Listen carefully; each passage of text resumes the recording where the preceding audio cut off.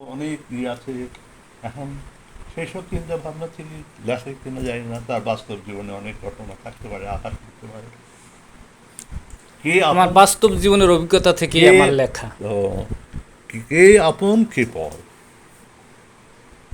বিপদে পড়েছে যে শিখেছে সে,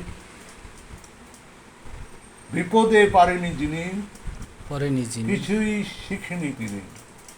কে আপন কে পর চেনেননি সে, বিপদ দেখে এড়িয়ে যায় যে আপন হলো পর সে।